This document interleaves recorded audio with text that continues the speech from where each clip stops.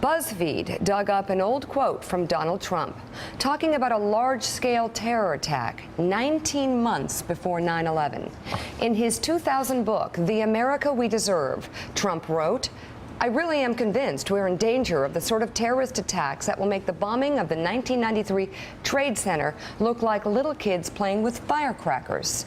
Trump also mentioned the mastermind of the attack, writing, quote, "One day, we're told that a shadowy figure with no fixed address named Osama bin Laden is public enemy number one, and U.S. jet fighters lay waste to his camp in Afghanistan. He escapes back under some rock, and a few news cycles later, it's on to a new enemy and a new crisis."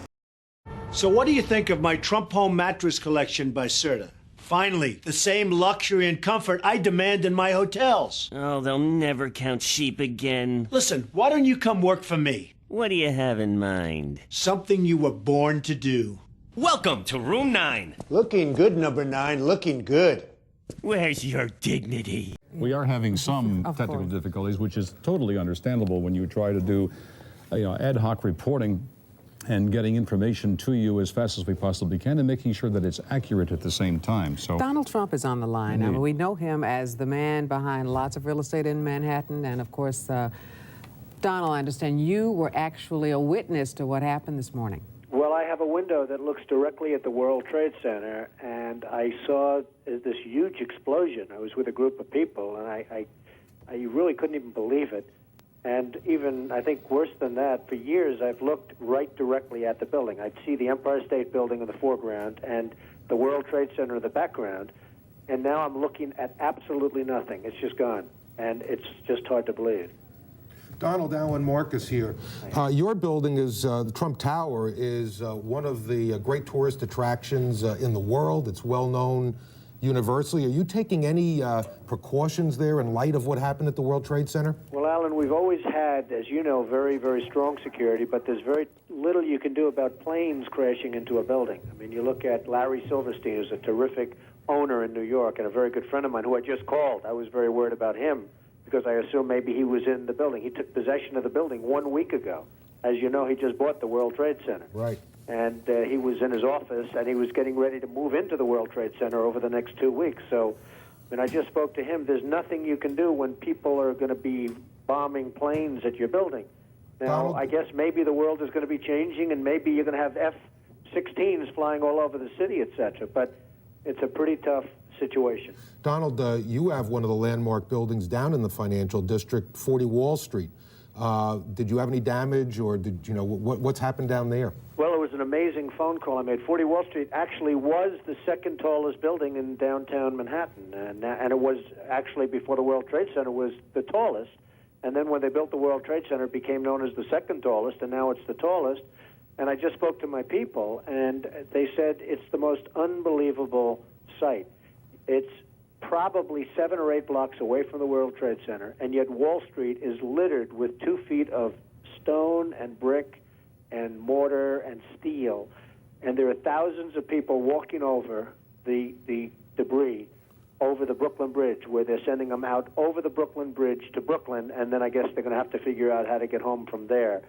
But they have between 1 foot and 2 feet of debris right in front of a building that's probably, you would say, Alan, 6 or 7 blocks away.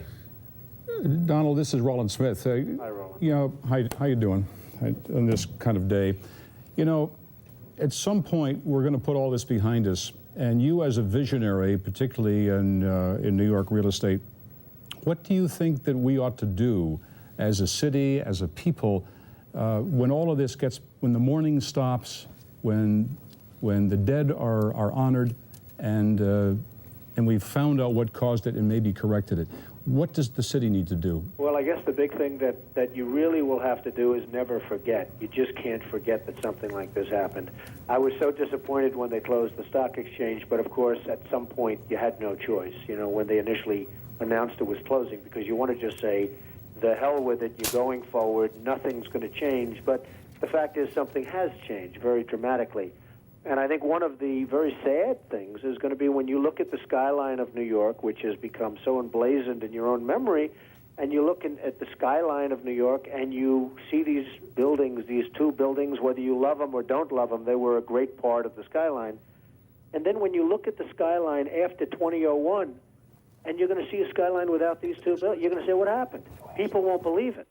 You know, when you show your children or your grandchildren in years to come what New York looked like in the year 2000, and then what New York looked like just a year later, they're going to say, what happened? Hey, Donald, it's hard to believe. in the year 2000, Donald, you considered running for president. If you had done that and if you had been successful, what do you think you'd be doing right now? Well, I'd be taking a very, very tough line, Alan. I mean, you know, most people feel they know at least approximately the group of people that did this and where they are. But, boy, would you have to take a hard line on this. This just can't be tolerated, and it's got to be very, very stern. This is, as you and I were discussing before, Alan, this was probably worse than Pearl Harbor. Many more people are dead, and you know, they don't know, they have no idea, but I have somebody that was down there who witnessed at least 10 people jumping out of the building from 70 and 80 stories up in the air. I mean, you probably have 25 or 30,000 is the number I've heard, but I would think would be much more than that. I think the most of the damage will be caused not by even in the building in terms of the people dead, but by the people on the streets from falling debris. Donald, you're probably the best known builder, particularly of great buildings in the city. There's a great deal of question about whether or not the damage and the ultimate destruction of the buildings was caused by the airplanes, by architectural defect, or possibly by bombs or aftershocks. Do you have any thoughts on that? Well, it was an architectural defect. You know, the World Trade Center was always known as a very, very strong building. Don't forget, that took a big bomb in the basement. Now, the basement is the most vulnerable place because that's your foundation, and it withstood that. And I got to see that area about 3 or 4 days after it took place because one of my structural engineers actually took me for a tour because he did the building. And I said, I can't believe it. The building was standing solid, and half of the columns were blown out. I mean, so this was an unbelievably powerful building. If you know anything about structure, it was one of the first buildings that was built from the outside. The steel, the reason the World Trade Center had such narrow windows is that in between all the windows, you had the steel on the outside. So you had the steel on the outside of the building. That's why when I first looked, and you had big, heavy I-beams, when I first looked at it, I couldn't believe it because there was a hole in the steel. And this is steel that was, you remember the width of the windows in the World Trade Center, folks. I think you know, if you were ever up there, they were quite narrow. And in between was this heavy steel. I said, how could a plane, even a 767 or 747 or whatever it might have been, how could it possibly go through the steel? I happen to think that they had not only a plane, but they had bombs that exploded almost simultaneously, because I just can't imagine anything being able to go through that wall. Most buildings are built with the steel is on the inside around the elevator shaft. This one was built from the outside, which is the strongest structure you can have, and it was almost just like a can of soup. You know, Donald, we were looking at pictures all morning long of that plane coming into building number 2, and when you see that approach the far side, and then all of a sudden, within a matter of a millisecond, the explosion pops out the other side. Right. I just think that it was a plane with more than just fuel. I think, obviously, they were very big planes. They were going very rapidly, because I was also watching where the plane seemed to be not only going fast, it seemed to be coming down into the building. So it was getting the speed from going downhill, so to speak. It just seemed to me that to do that kind of destruction is even more than a big plane, because you're talking about taking out steel, the heaviest caliber steel that was used on a building. I mean, these buildings were rock solid, and you know, it's just an amazing thing. This country is different today, and it's going to be different than it ever was for many years to come. Very profound statement and very true. Donald, one last question for you. Given the magnitude of how much of American commerce took place within the Twin Towers, what do you, as you're an expert on this, what do you think is going to be the fallout over the next several weeks, months, and even years, given what we have lost in terms of those buildings going down and all that was within it? Well, I, as an example, Alan, and you might use them too, but I have an insurance company that was on the 102nd floor of the World Trade Center. They're gone. I don't know who's gone. I don't know anything other than their offices are no longer there. They're wiped out. the Morgan Stanley group, Morgan Stanley, a big, powerful firm, they had 50 stories in the building, gone. I mean, you're talking about some firms that are just gone. Now, Morgan Stanley, in that case, had a lot of its offices in Midtown, and they had about half downtown. Morgan Stanley's a big, powerful firm. They're gone. Many firms had all of their offices, as you know, in the World Trade Center. It was 8 million square feet. 8 million square feet is the size of some cities. And we had 8 million square feet in the world, 4 million in each building. They were huge buildings, not only in height, but each floor was 50,000 feet. They were monstrous floors. Each floor was almost a city in itself, and they had 110 floors or so. So, many firms that were easily recognizable for those of us in the financial worlds, for those of us that read the papers and see the financial pages, they're going to be gone. I mean, they're just not going to exist anymore. They're gone. Donald Trump. Many of the people are gone with them. Donald Trump, thank you so very much for joining us. Thank you we all. really Good luck. appreciate it. Thank you. And you Same too. to you. You too. Our prayers are with everyone. Joanne Pileggi is going to bring us up to date. Nun, liebe Zuschauer, schalten wir nach New York zu unserem Reporter Stefan Bachenheimer. Und er hat einen Gesprächspartner. Sie werden ihn auf den ersten Blick erkennen. Es ist Donald Trump. Ja, guten Abend nach Berlin. Wir stehen hier ungefähr 4 Blocks vom World Trade Center entfernt, oder das, was davon übrig geblieben ist. Und neben mir steht Donald Trump. Donald Trump hat selber einige Gebäude in der Gegend. Ich werde ihn kurz dazu befragen. Mr. Trump, do you have any interest in the area down there that has been affected? I have a lot of property down there, but it was unfortunately affected by what happened to the World Trade Center. Ich habe eine Menge Gebäude dort unten, aber Gott sei Dank ist es von diesem Terroranschlag nicht in Mitleidenschaft gezogen worden. What's your biggest fear, Mr. Trump? Well, I just went to what they call ground zero. I've never seen anything like it. The devastation, the human life that's been just wasted for no reason whatsoever. It is a terrible scene. It's a terrible sight. But New York is a very strong and resilient, and they'll rebuild quickly. Ich habe noch nie so eine Verwüstung gesehen, ich habe noch nie so eine Verwüstung menschlichen Lebens gesehen, eine Verschwendung menschlichen Lebens, aber New York wird damit fertig werden mit so einem Terroranschlag. Mr. Trump, what should be the response to this attack? How should the US respond to such a devastating? Well, I think they have to respond quickly and effectively. They have to find out exactly what the cause was, who did it, and they have to go after these people because there is no other choice. And then secondarily, and much less importantly, we have to rebuild in some form that will be just as majestic as the World Trade Center. Also die USA müssen auf diese Verwüstung, auf diesen Terroranschlag so deutlich wie möglich und so schnell wie möglich antworten. Und vor allen Dingen sagt er, wir werden wieder ein Gebäude bauen, was noch majestätischer ist als das World Trade Center. Will you be involved? Will you take any efforts, any steps to reconstruct the area?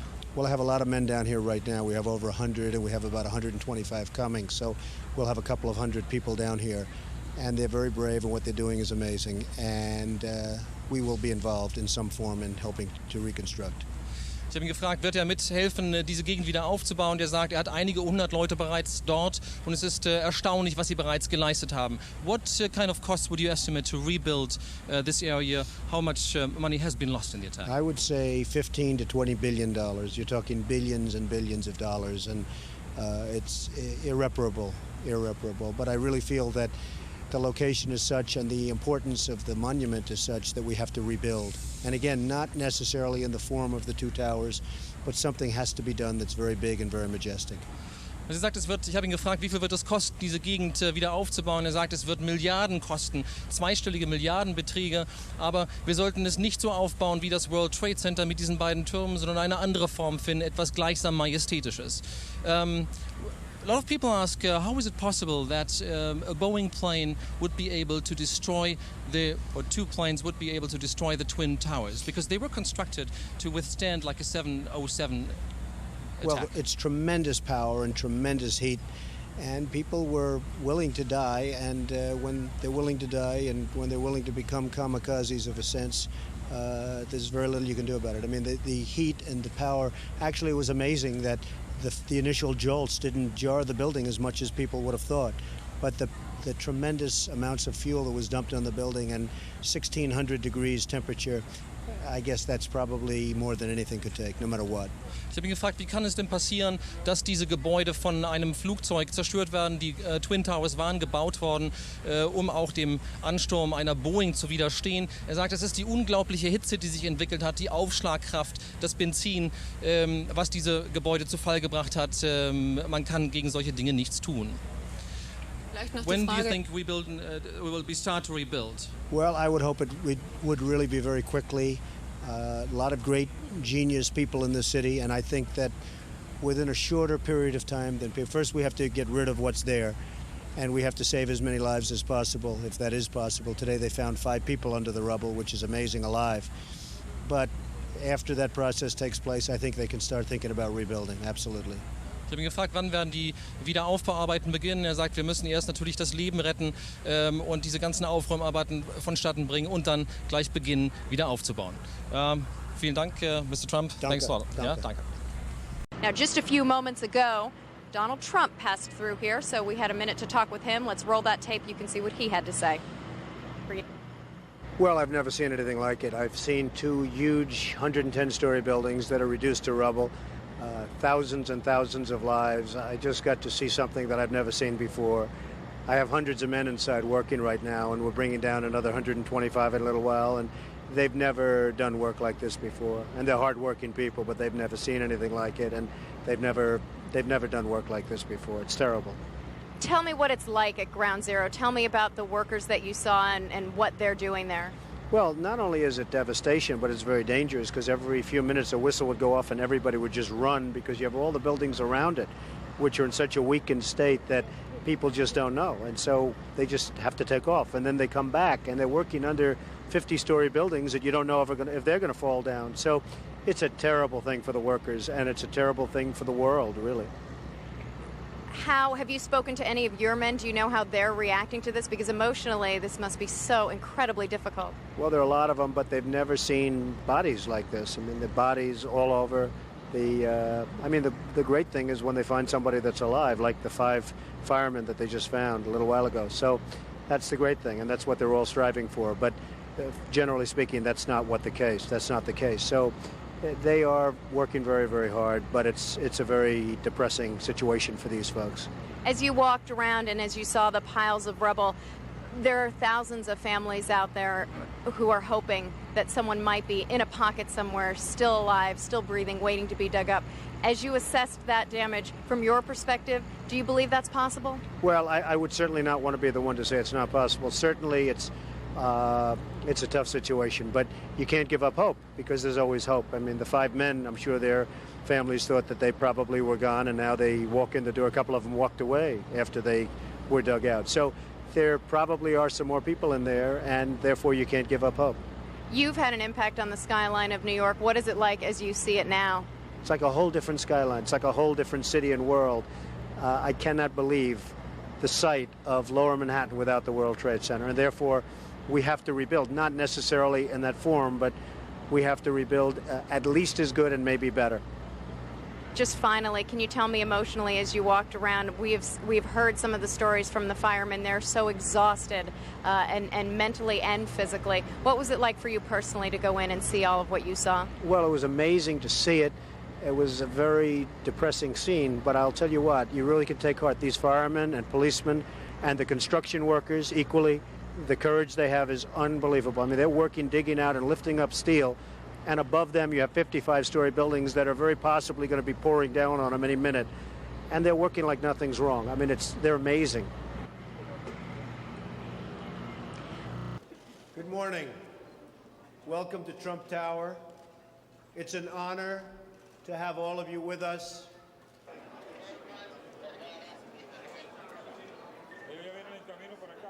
If we rebuild the World Trade Center in the form of a skeleton, Freedom Tower, the terrorists win.